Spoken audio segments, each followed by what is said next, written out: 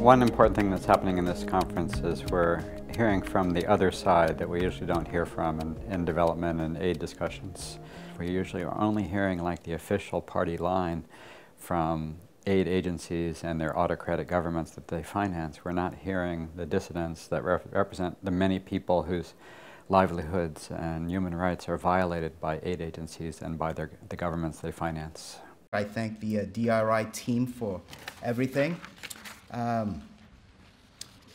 We're going to have a wonderful conversation today.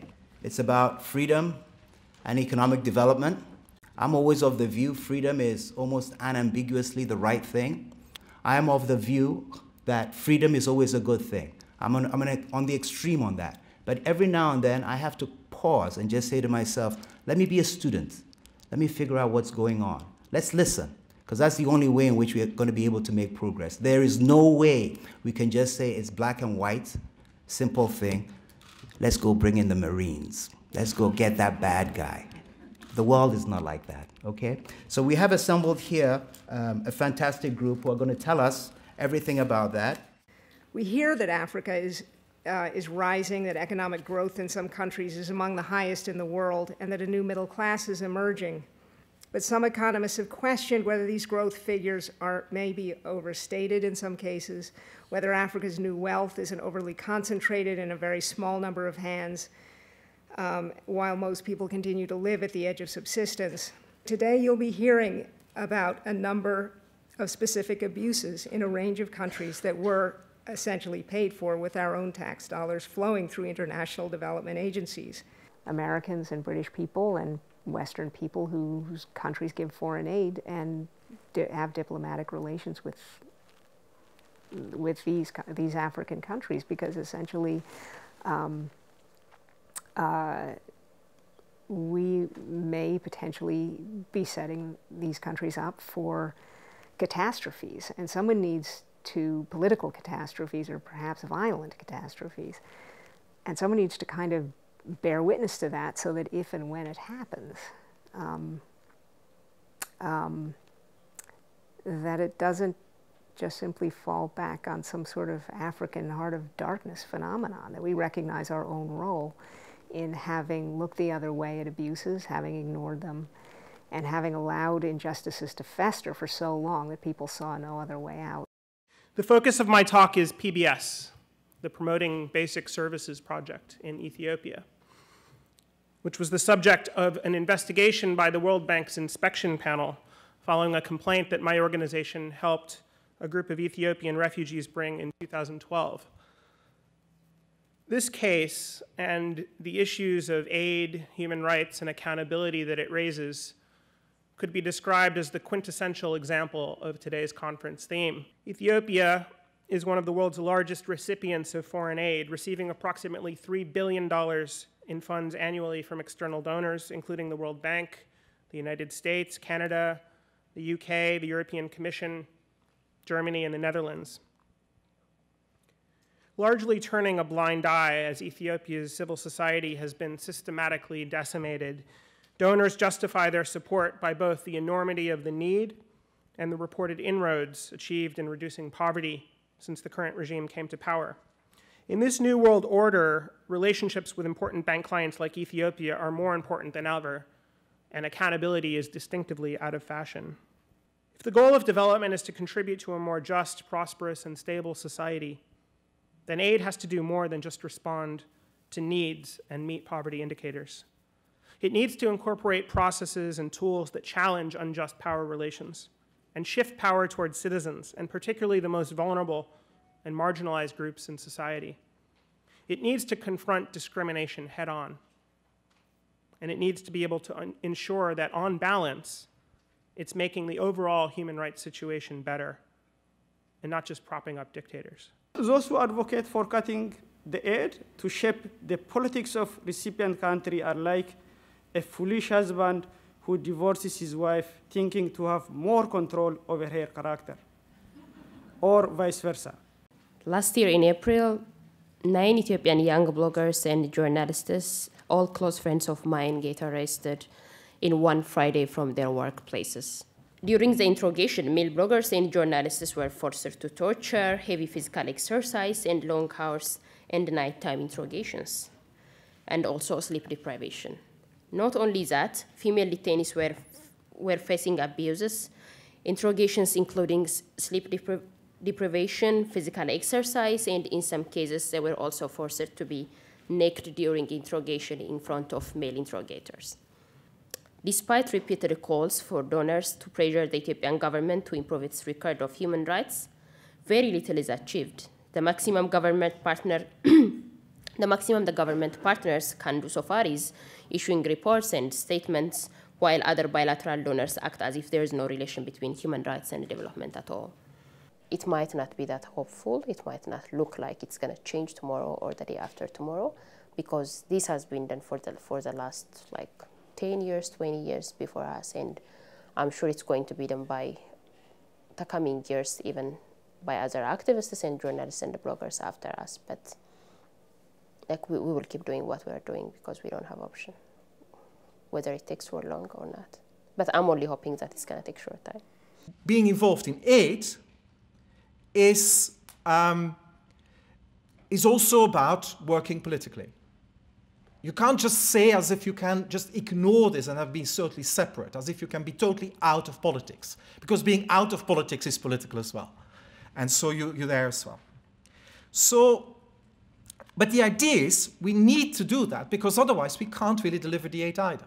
And what we're allowing in this conference is just to hear from the dissidents, the protesters, those who are saying aid is doing bad things and wrong things to the cause of human rights for Africans, that African rights matter, and that we're acting in our aid world as if African rights don't matter. We're finally hearing from the sort of dissident African side about that, indeed, Africans do resent their own rights being violated, financed by Western taxpayers.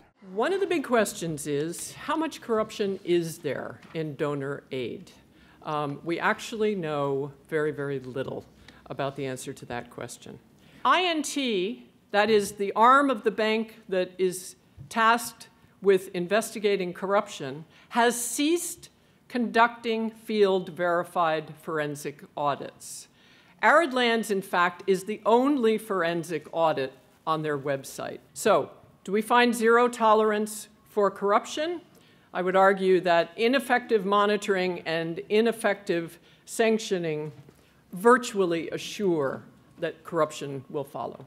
The best path forward, in my opinion, would be for donors to develop and commit to a practice of completely independent audit. What are the odds of that? Virtually nil. In the majority of cases, aid is more relief and less of development. Because the American taxpayers pay for the distribution of mosquito nets in Uganda.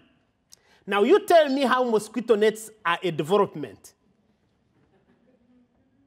Or even ARVs, because most of the Ugandans who have HIV, the American taxpayers pay for ARVs. But how is that development? So what we have is relief in a different form, and we've been trying to call it a development, and that's why we cannot really make progress, because we don't know what we are even funding. Because I think there is fairly lack of clarity of what aid is funding. Secondly, the change in the aid delivery system. So from project support to budget support, that donors said, because of the Paris Club and all this conversation, you know, this whole idea of government-owned, the legitimacy, state building, donors said, we are putting money in budget support. But how do you put the director in charge of a blood bank? Even if the director actually normally goes to church, I think we know what he would do in a blood bank. So I think that's what donors have been doing. If you have development where there is no freedom, then you know that that's artificial development. And I tell you, dictators like development without people. I think that there is need for a shift to invest in the citizens so that the citizens are the ones who are holding the government accountable. Secondly, I think that donors must realize that the central governments in these countries are not the right delivery vehicles for aid. I think that any investment in terms of aid should probably be channeled through local governments, because then you could get a relationship between local governments and the citizens. My really intriguing point of wrestling with this issue is, if we take really very seriously the idea that individuals matter, which is essentially the basic idea of rights, then do we not need to take also very seriously those individuals' articulations of human rights and justice? And that makes things really rather complicated, because how might these articulations possibly differ because of a different situation, a different point in time, a different understanding, a different set of possibilities from what the international standards propose? And I think the development community needs to ask itself very seriously what benefits might arise from taking these individual articulations seriously. The development orthodoxy is a spin-off of the Enlightenment view that the main source of our problems is ignorance, and these problems are mainly solved through knowledge. This is why everything becomes technical: job positions, programs, and even state building. And it's an outlook which always leads to an essentially trusting view of power. To be a technocrat is to have this faith in knowledge and to want to govern according to it. The nature of the attention given to poor people resembles the kind of attention that you would typically give to things rather than people. The poor are obsessively measured and mismeasured, and elaborate experiments are conducted on them to see how they respond to changes in minor variables.